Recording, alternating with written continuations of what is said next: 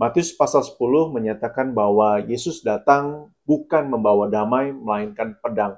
Apa sih arti dari frasa ini dan juga aplikasinya dalam kehidupan kita di masa kini? Evangelis Bejoli akan menyampaikannya buat kita semua. Selamat belajar. Malam hari ini kita akan berbicara tentang tema yang juga sudah disebutkan tadi. Yesus datang bukan untuk membawa damai, melainkan pedang. Apa makna dan implikasinya bagi kita pada saat ini? Saudaraku, ayat yang sedang kita bicarakan adalah Matius pasal yang ke-10, ayat yang ke-34. Di sana Yesus berkata, "Jangan kamu menyangka bahwa aku datang untuk membawa damai di atas bumi. Aku datang bukan untuk membawa damai, melainkan pedang." Nah, bagi sebagian orang Kristen, ayat ini menimbulkan pertanyaan. Apa maksudnya Yesus datang membawa pedang? Bukankah selama ini Yesus justru dikenal dengan ajaran kasih dan perdamaian? Bukankah dia adalah Raja Damai? Bukankah Yesus justru dalam Injil yang sama, Matius pasal yang kelima ayat 44, mengajarkan kita untuk mengasihi musuh dan berdoa bagi mereka yang menganiaya kita?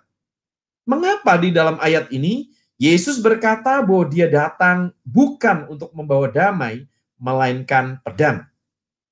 Jadi pertanyaan semacam ini wajar muncul dari kalangan Kristen, tetapi pertanyaan ini juga disertai, saudara-saudara, dengan pertanyaan lain yang sebenarnya muncul dari kalangan yang berasal dari bukan Kristen. Belum lama ini saya mencoba googling di internet dan menemukan beberapa website non-Kristen yang mengutip Matius 10 ayat 34 tadi dan berargumentasi darinya bahwa Alkitab orang Kristen mengajarkan kekerasan, bahwa Yesus sebenarnya mengajarkan kekerasan. Nah, saudaraku yang dikasihi Tuhan, jadi website-website ini mengatakan bahwa sebenarnya ajaran Kristen tidaklah penuh kasih, sebagaimana yang sering diklaim oleh orang Kristen. Oleh karena itu, tampaknya ayat ini paling tidak menimbulkan pertanyaan dan bahkan keberatan terhadap iman Kristen.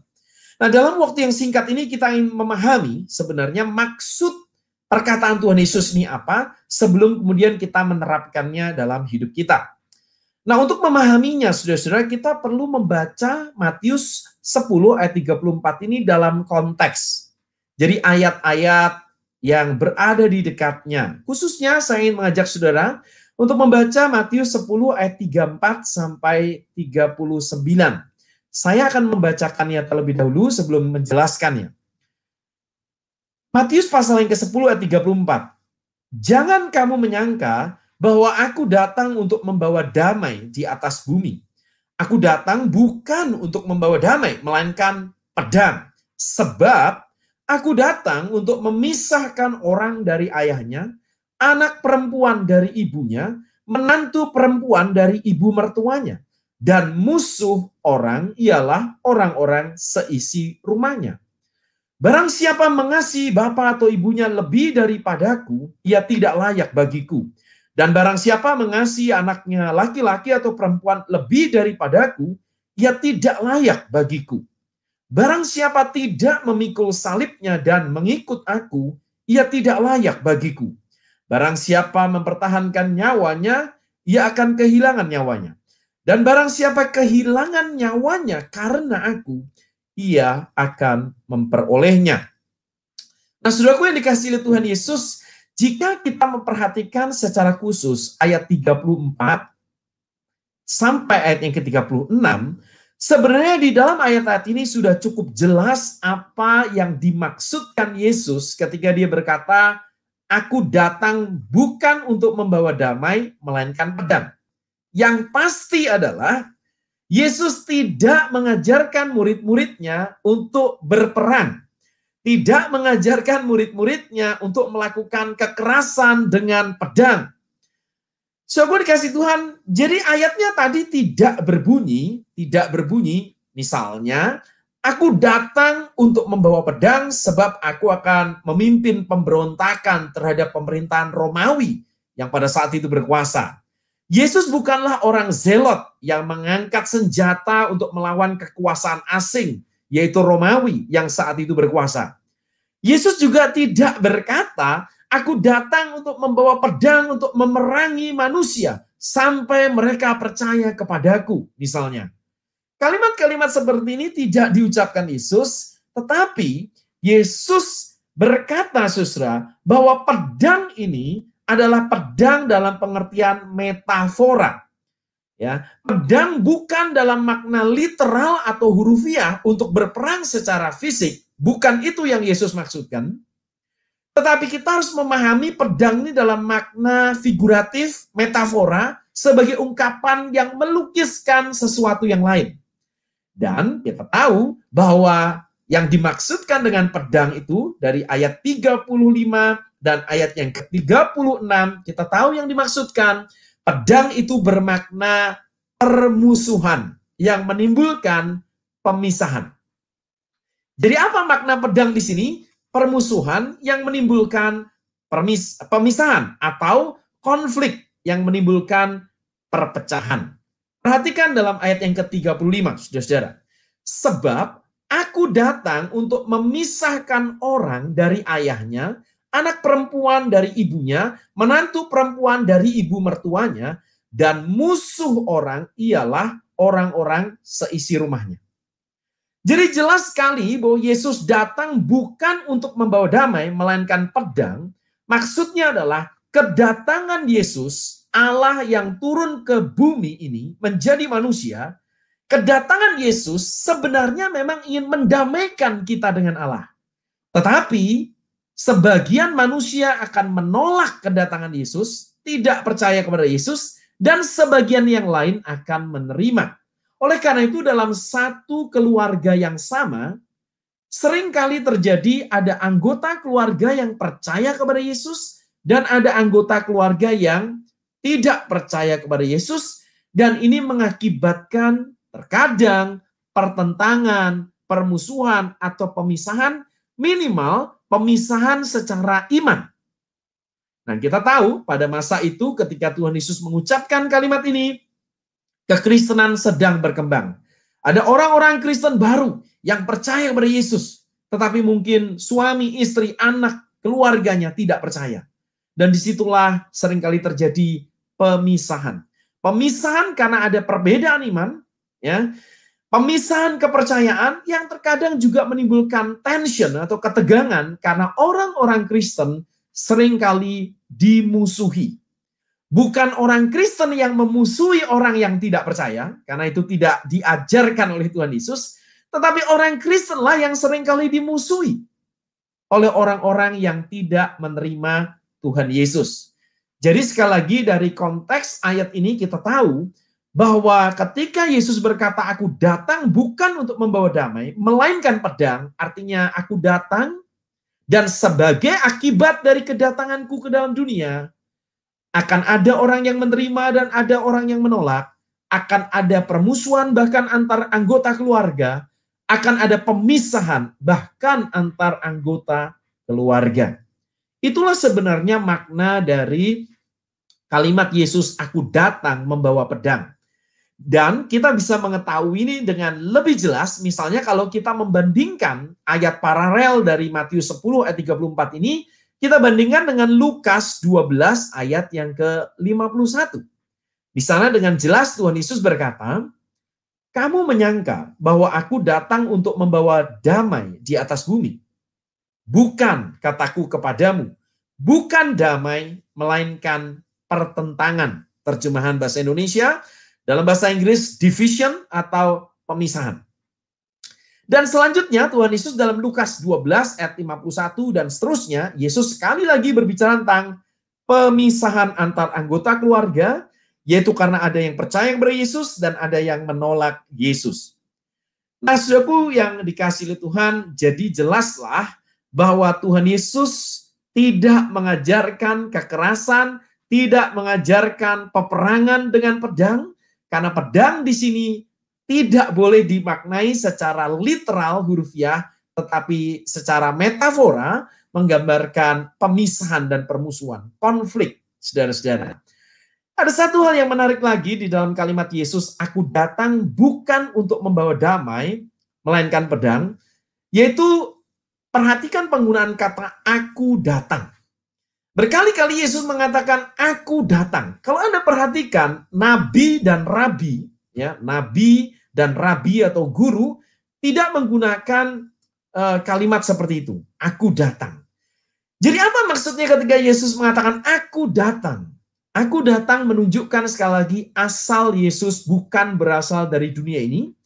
Yesus bukanlah manusia yang kemudian dipertuhankan oleh orang Kristen, tetapi dia datang dari surga. Dialah roti yang turun dari surga.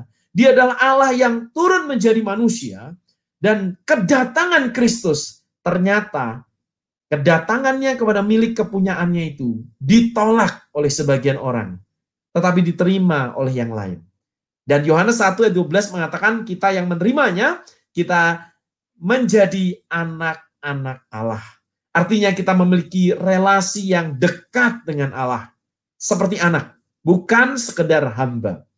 Nah, saudaraku yang dikasihi oleh Tuhan Yesus, kalau kita memahami hal ini, sebenarnya ini bisa kita pahami dengan lebih jelas, misalnya dengan menggunakan analogi ya politik. Ya, kalau Anda masih ingat dalam Pilpres yang lalu, saudara-saudara, pemilihan presiden yang lalu, kita tahu bahwa ada pilihan 01, 02, gitu ya, calon pertama dan calon kedua. Dan terkadang, saudara-saudara, dalam satu keluarga yang sama, pilihan politiknya berbeda. Calon presiden yang mereka gadang-gadang dan mereka pilih berbeda dalam satu keluarga yang sama. Hal ini secara sangat disayangkan, terkadang menimbulkan konflik dan permusuhan yang tidak perlu, ya. Tetapi dalam keluarga-keluarga tertentu yang lebih dewasa menghargai perbedaan politik, maka mungkin satu anggota keluarga memilih pasangan nomor 1 dan yang satunya anggota keluarga lain memilih pasangan nomor 2. Dan kemudian tidak terjadi konflik permusuhan dalam arti secara fisik, namun tetap terjadi pemisahan. Tetap terjadi pemisahan pilihan politik. Nah, demikian pula dengan iman kita, saudara. Kalau pilihan politik yang berbeda, itu bisa mengakibatkan misalnya ketegangan dan terkadang kita bisa melihat orang berbeda dengan kita, maka pilihan iman tentu saja merupakan sesuatu yang lebih serius. Itulah sebabnya kita melihat bahwa seringkali dalam satu keluarga yang sama, khususnya ketika ada orang yang bukan Kristen memilih menjadi pengikut Yesus, menjadi murid Yesus, menjadi orang Kristen, maka seringkali itu mendapatkan respon negatif dan mengakibatkan minimal pemisahan iman, dan terkadang dalam kasus-kasus tertentu permusuhan. Terkadang dalam kasus-kasus tertentu ada orang-orang Kristen yang harus mengalami dimusuhi oleh anggota keluarganya sendiri. Saudara. Dan kalau anggota keluarga sendiri bisa memusuhi, maka sangat wajar kalau teman, rekan kerja juga bisa memusuhi ketika seseorang mengikut Yesus. Syukur dikasih oleh Tuhan Yesus, kisah-kisah seperti ini sebenarnya masih terus terjadi sampai hari ini. Kisah di mana ketika ada orang dari bukan Kristen memilih mengikut Yesus, kemudian dia harus mengalami pemisahan dan permusuhan. Terkadang bahkan mengalami ancaman secara fisik dan penolakan secara sosial masih terjadi di abad 21 ini, bahkan di Indonesia ini. Beberapa kali di dalam pelayanan saya berjumpa dengan orang-orang Kristen baru seperti itu. Dan ketika mereka memilih menjadi orang Kristen, ternyata bagi sebagian di antara mereka harga yang harus dibayar itu begitu mahal sekali. Harga yang mereka bayar itu begitu mahal dari sejak permulaan menjadi orang Kristen. Bagi sebagian di antara kita yang dibesarkan dari keluarga Kristen, terkadang kita harus membayar harga yang mahal juga menjadi pengikut Kristus. Saudara-saudara, ketika kita mau menjadi orang Kristen yang sungguh-sungguh. Tapi bagi saudara-saudara kita yang seperti ini, yang berasal dari keluarga bukan Kristen, dari latar belakang bukan Kristen, dan mereka mengikut Kristus, harganya sudah mahal dari sejak awal. Dan kita harus banyak mendoakan mereka. Ya, saya berjumpa dengan orang-orang seperti itu, berdoa bersama dengan mereka, terkadang bahkan berdoa 1 hari sebelum mereka akhirnya akan disidang oleh keluarga, karena mereka akan menyatakan diri di depan keluarganya, dan keluarganya sudah tahu. Dan mereka seringkali disalahpahami keluarga. Dituduh menjadi Kristen karena uang, karena pacar. Padahal mungkin tidak demikian. Memang awalnya mungkin mereka pacaran dengan orang Kristen. Tetapi akhirnya mereka memeluk iman Kristen bukan karena pacarnya. Tetapi karena pacarnya itu dipakai terkadang untuk menolong dia mengenal iman yang benar. Saya berjumpa dengan anak-anak muda seperti itu. Bukan hanya disalahpahami, ada yang diusir dari rumahnya. Ada pula yang dibenci, bahkan diancam. Sebagian yang beruntung tetap disayang, walau relasinya terkadang tak sama lagi karena sudah berbeda iman. Nasihat saya kepada mereka biasanya adalah, pertama, jangan membalas dengan memusuhi orang yang memusuhi kita. Kita tahu bahwa bagi sebagian orang, memusuhi orang Kristen, apalagi kalau itu berasal dari kepercayaan yang lain, itu dipandang sebagai murtad, dan ketika mereka memusuhi orang yang murtad, saudara-saudara, itu sebagian orang seperti itu memandang mereka sedang mentaati ajaran agamanya. Jadi kita harus menghargai orang-orang seperti itu juga. Minimal mereka yang memusuhi orang yang murtad, karena masuk Kristen dipandang murtad, minimal mereka adalah orang yang sungguh-sungguh berusaha menjalankan agamanya. Kalau saya sih menghargai juga, gitu ya. Tetapi tugas kita atau panggilan kita adalah mengasihi mereka. Panggilan kita adalah mengasihi orang-orang yang memusuhi. Orang-orang yang tidak mengerti bahwa keputusan kita mengikut Kristus itu adalah keputusan iman, keputusan yang seringkali disalahpahami. Tuhan Yesus sekali lagi mengajarkan, kasihilah musuhmu dan berdoalah bagi mereka yang menganiaya kamu. Matius 5 ayat 44.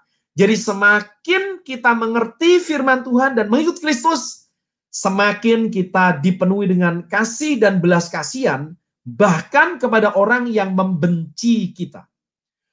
Puji Tuhan, saudara. Ada orang-orang Kristen baru seperti ini yang akhirnya mengerti ajaran Yesus, dan mereka belajar mengasihi keluarga yang membenci mereka ketika mereka menjadi orang Kristen.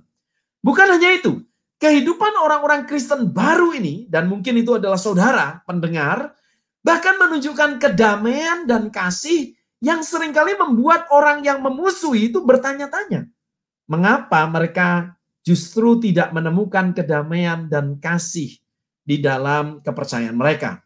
Bukankah iman yang benar seharusnya membawa kedamaian dan kasih?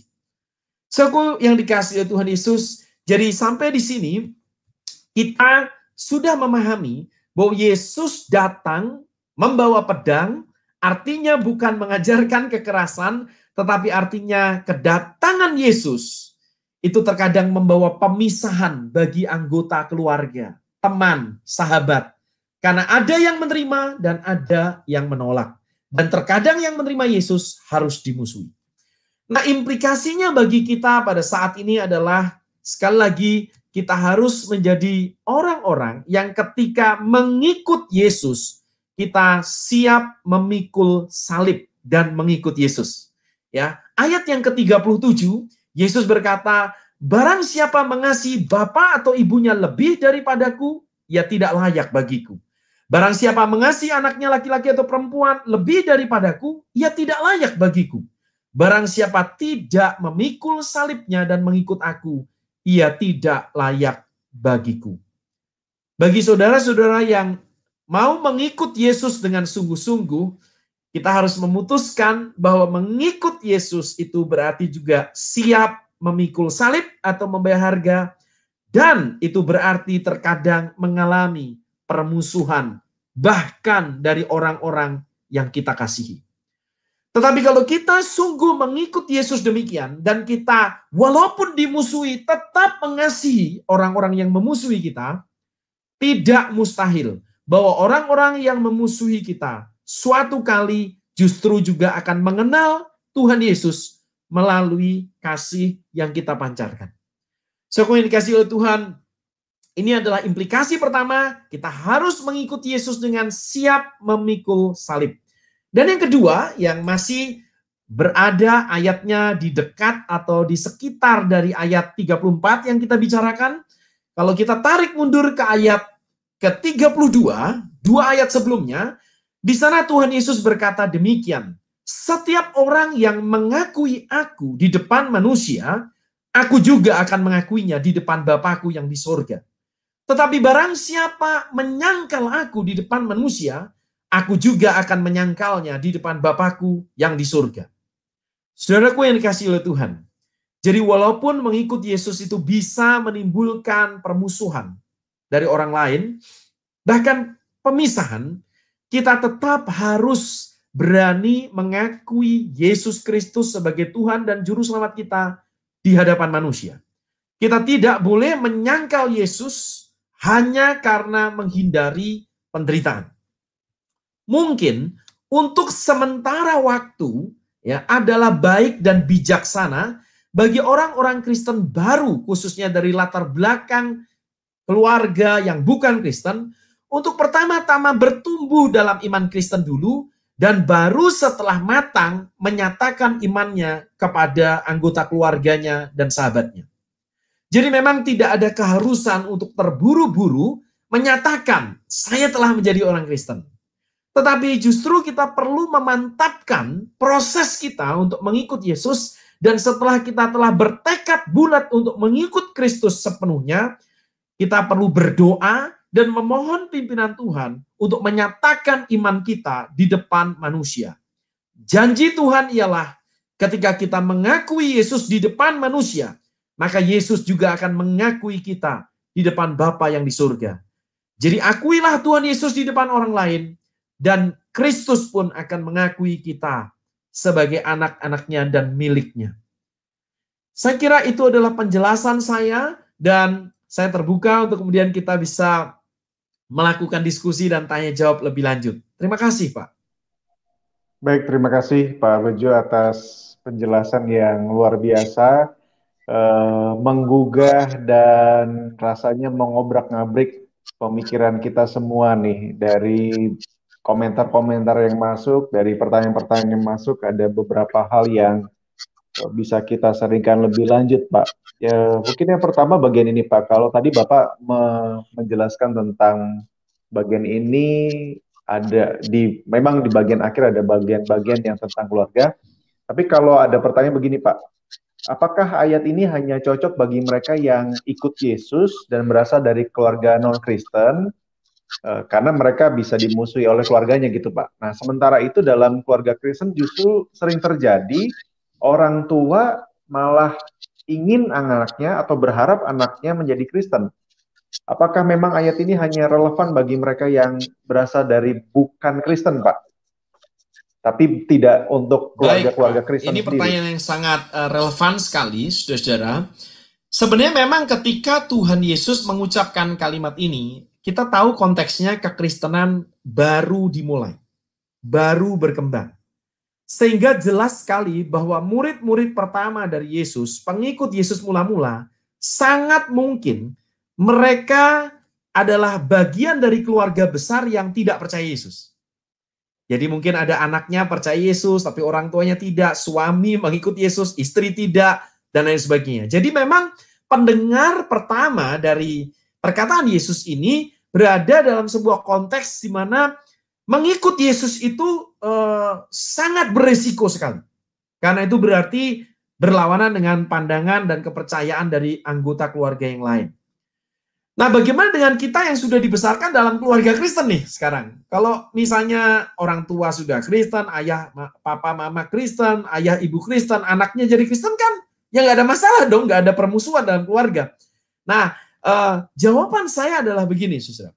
Ternyata setelah saya renungkan, ayat ini pun tetap relevan bagi keluarga Kristen. Karena Anda dan saya tahu situasi-situasi di mana ada satu keluarga Kristen, orang tua Kristen, anak mungkin lebih dari satu juga Kristen semua, tetapi tingkat komitmen mereka dalam mengikut Kristus itu berbeda-beda. Jadi yang satu misalnya cuma Kristen KTP saja, nominal Christian, ya Kristen yang pokoknya asal ke gereja, tidak sungguh-sungguh melayani, memikul salib, menyangkal diri, tidak. Nah yang satu Kristen di dalam anggota keluarga itu, tetapi kemudian sungguh-sungguh ingin menjadi orang Kristen yang mengikut Yesus. Mengikut Yesus. Bukan sekedar penggemar Yesus. Nah, ini juga bisa terjadi konflik.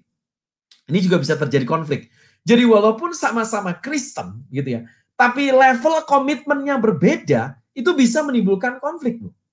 Contoh nih, misalnya sederhana, suami istri. Misalnya istrinya sungguh-sungguh, istrinya mau memberikan waktu, tenaga, uang, perpuluhan misalnya untuk gereja. Tapi suaminya tidak setuju. Itu ternyata juga bisa menimbulkan konflik, bukan?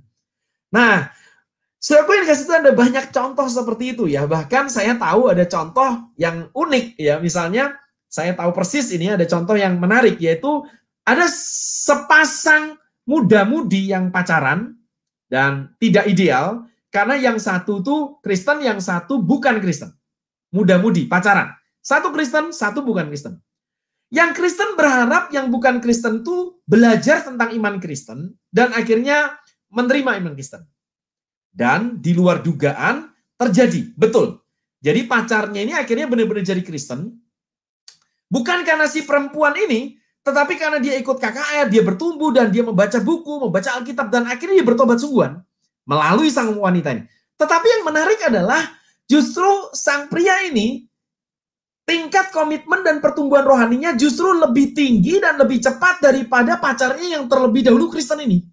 Dan dia menjadi orang Kristen yang lebih sungguh-sungguh. Dan ternyata pacarnya kemudian tuh merasa tidak cocok justru. Kamu terlalu sungguh-sungguh. Saya dulu berharap kamu jadi Kristen, tapi tidak yang seperti ini. Tidak yang benar-benar serius seperti ini. Nah, konflik juga akhirnya. Jadi ini menarik ya, di dalam pengalaman pelayanan, hal-hal seperti itu saya temukan. Dengan kata lain, saya menyimpulkan bahwa ayat seperti ini relevan bagi semua keluarga, semua konteks. Karena kadang-kadang kita harus mengalami permusuhan dan pemisahan karena komitmen kita kepada Kristus. Kira-kira itu Pak, tanggapan saya. Baik, terima kasih Pak. Ya. Ini banyak komentar yang masuk dan berbagi pengalaman. Ada di antara mereka ada yang pernah mengalami hal-hal yang tadi Bapak sebutkan sampai tidak diakui atau bahkan dimusuhi oleh keluarga sendiri. Nah, ini ada satu pertanyaan terakhir mungkin Pak, ini karena waktu yang terbatas dan saya pikir ini bisa dilanjutkan di waktu-waktu yang lain berkaitan dengan tema ini, karena sangat banyak, nanti Bapak bisa lihat di Instagram dan di YouTube serta di Facebook. Pertanyaan terakhir Pak dari Ratna Andreas, ini kebalikannya Pak, dia mau tanya, Pak saya mau tanya bagaimana jika ada seorang anak yang karena pacarnya meninggalkan kekristenannya dan menjadi non-Kristen. Apakah kita sebagai orang tua boleh bersikap memusuhinya atau dan kalau kita tidak merestui hubungannya, apakah kita berdosa Pak? Ini serba salah. Mau direstui dia begitu, tidak direstui artinya dia merasa memusuhi. Baik, terima kasih buat pertanyaannya yang saya kira menggambarkan banyak situasi dari keluarga-keluarga Kristen. Jadi ini pertanyaan yang real, yang nyata, menjadi pergumulan yang sering ditemui oleh banyak di antara kita. Tanggapan kita yang pertama adalah bahwa kalau ada orang tua yang anaknya meninggalkan iman Kristen, kekristenan tidak mengajarkan kita untuk memaksa sang anak itu kembali ke dalam iman. Kita adalah orang yang sungguh-sungguh percaya bahwa iman itu anugerah. Iman itu tidak bisa diperoleh melalui paksaan. Sehingga menurut iman Kristen, saudara, tidak ada gunanya dan bahkan tidak perlu kita melakukan misalnya ancaman dan paksaan kepada anak bahkan untuk dia kembali kepada iman Kristen. Itu adalah pendekatan yang keliru. Apalagi misalnya kita mengancam secara fisik, itu bukan ajaran Kristen dan tidak ada ajaran seperti itu diajarkan oleh Tuhan Yesus Kristus. Gereja mula-mula juga tidak mempraktikkan itu. Nah, saudaraku yang dikasihi Tuhan, jadi tugas kita saya kira ada beberapa hal kalau anak kita seperti itu. Pertama, kalau dia memang berpacaran dengan orang beragama lain dan bahkan ingin meninggalkan, pertama kita tentu wajar sebagai orang tua untuk tidak merestui. Jadi tidak merestui itu wajar, ya, karena kita memang percaya pernikahan yang menyenangkan hati Tuhan adalah pernikahan yang juga seiman, ya. Pernikahan yang kemudian akan menggambarkan relasi antara Kristus dengan jemaatnya. Dan itu hanya bisa diperoleh dalam pernikahan saudara seiman. Jadi kalau saya menjadi orang tua, tentu saya tidak merestui anak saya seperti itu. Tapi tidak merestui bukan berarti memusuhi anak. Sebaliknya lah ketika anak saya misalnya ingin meninggalkan iman Kristen dan berpacaran dengan orang agama lain, maka saya akan pertama mendoakan dia. Saya akan meminta Tuhan mengintervensi, meminta Tuhan untuk campur tangan dalam masalah ini. Kedua, saya akan melakukan pendekatan-pendekatan yang bersifat rasional, masuk akal. Jadi saya akan berdiskusi dengan anak saya akan minta waktunya berdua untuk membicarakan tentang iman, tentang alasan mengapa dia tertarik untuk pindah, dan kita akan mendiskusikan tentang kebenaran agama. Karena tidak mungkin semua agama sama-sama benar. Jadi saya akan menggunakan pendekatan rasional untuk menunjukkan rasionalitas dan relevansi iman Kristen, ya, untuk meyakinkan anak saya tentang iman Kristen. Saya kira itu wajar dan semua orang akan melakukan hal yang seperti itu. Khususnya kalau orang-orang yang akan menggunakan pendekatan yang bukan fisik, ya, kita justru harus menggunakan pendekatan yang sifatnya rasional, saudara. Jadi selain berdoa, kita bisa mengajak diskusi, kita bisa mengajak tukar pikiran, dan kita punya hak untuk mempersuasi. Ya, sambil juga kita mencoba mengerti posisi dari dia, mengapa dia tertarik dengan keyakinan lain, mengapa dia misalnya memutuskan untuk hal itu kalau dia memang sudah mengambil keputusan. Dan pada akhirnya, apapun hasilnya, saya kira kita sebagai orang Kristen harus menghargai itu. Karena kita juga percaya, saudara, sekali lagi bahwa iman itu anugerah. Iman tidak bisa dipaksakan, dan saudaraku, kita bahkan percaya pada satu tambahan doktrin lagi, bahwa kalau dia adalah orang yang sungguh-sungguh Tuhan pilih untuk selamatkan, maka dia akan bisa kembali lagi satu kali kelak. Dia bisa kembali lagi pada iman Kristen. Nah, saya sudah cerita yang lalu di siaran Bara yang lalu, bahwa saya punya pengalaman di Kalimantan berjumpa dengan kisah seperti itu, kisah nyata seperti itu. Ada guru sekolah minggu yang meninggalkan iman Kristen untuk menikah dengan orang agama lain, puluhan tahun meninggalkan iman Kristen dan tidak ke gereja, dan di masa tuanya kembali lagi ke gereja. Dan supaya tidak menimbulkan masalah, maka harus ada persetujuan dari suaminya, karena ini wanita, dan diadakan semacam serah terima resmi agar nanti gereja itu tidak dituntut oleh sang suami. Dan sang suami akhirnya bisa menerima dan merelakan istrinya kembali ke iman Kristen. Padahal sudah puluhan tahun istrinya ini mengikut dia dalam agamanya. Kasus seperti itu terjadi, saudara.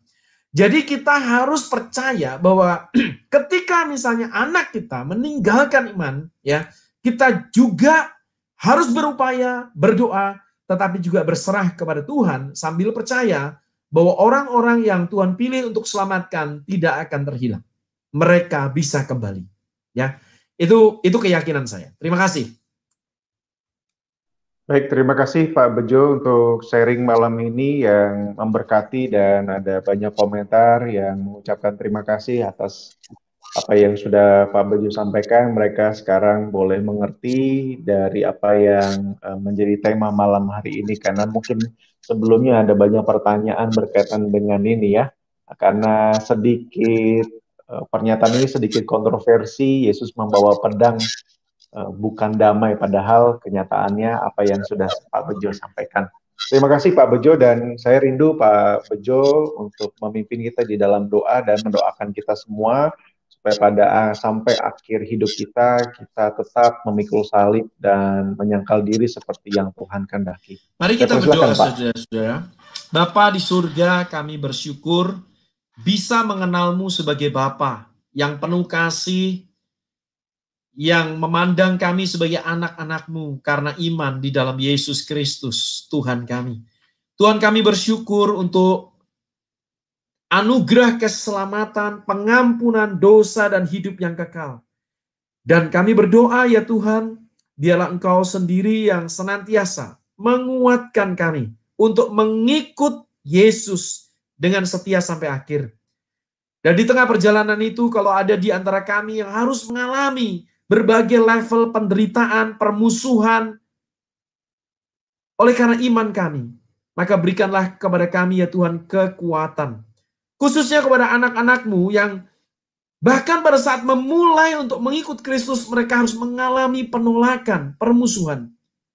Tuhan, biarlah Engkau yang menghadirkan damai sejahtera, Engkau sendiri akan memberikan kekuatan iman, bahkan untuk mengasihi orang-orang yang memusuhi mereka. Tuhan, inilah kerinduan kami, agar Injil-Mu terus diberitakan di seluruh dunia, dan orang-orang mengenal kasih-Mu yang besar, yang telah berkorban bagi kami manusia. Sekali lagi Tuhan, kami juga berdoa, datang kepadamu, menyerahkan setiap anak-anak-Mu yang mendengarkan siaran ini dan sedang bergumul secara ekonomi, pekerjaan, relasi, kesehatan, bahkan bergumul secara emosional di dalam kesepian, keputusasaan, merasa gagal dan ditinggalkan. Tuhan, biarlah Engkau hadir dalam hidup anak-anak-Mu, memulihkan dan menguatkan, menyegarkan kami di tengah situasi pandemi ini. Kami berdoa, semuanya ini kami alaskan hanya di dalam nama Tuhan Yesus Kristus. Amin. Amin. Sekali lagi terima kasih Pak Bejo atas pelayanan malam hari ini. Terima kasih. Dan rekan-rekan juga saya mengucapkan terima kasih atas atensi, kesediaan, dan juga komentar yang disampaikan pada malam hari ini. Saya mohon maaf kalau ada banyak komentar atau pertanyaan yang belum bisa saya bacakan. Dan esok kita akan kembali dalam program yang sama bersama dengan hambanya Pak Bambang Wiyanto. Kita akan belajar apa kegunaan meditasi pada masa kini. Karena itu, saya Feby Timotius dari Lembaga Bara Digital Ministry menyampaikan selamat malam, Tuhan Yesus memberkati kita semua. Amin.